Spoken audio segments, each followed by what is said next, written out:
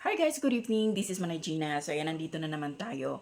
At syempre, ang ating pag-uusapan ulit is ang SB19. Kasi napanood ko dito sa kay OG Diaz. Talagang pinatunayan talaga ng SB19 na mababait pala talaga sila. Kasi in-interview ni OG Diaz yung kanilang producer si Miss Ana Puno.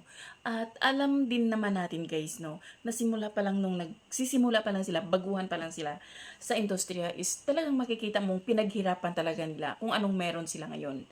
Grabe yung dinanas nilang hirap, dinanas nilang pagod.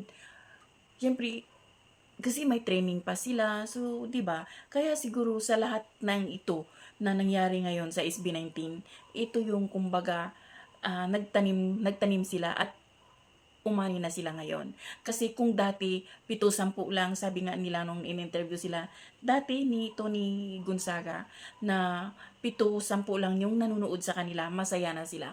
Pero ngayon, tingnan nyo naman, Philippine Arena guys, grabe, ang laki.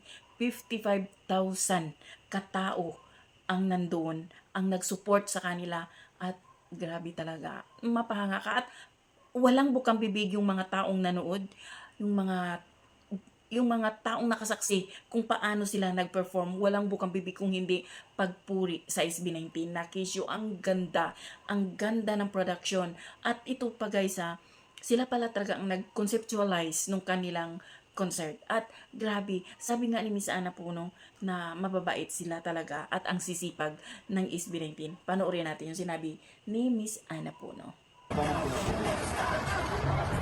Siyempre ito, ano nga you're younger.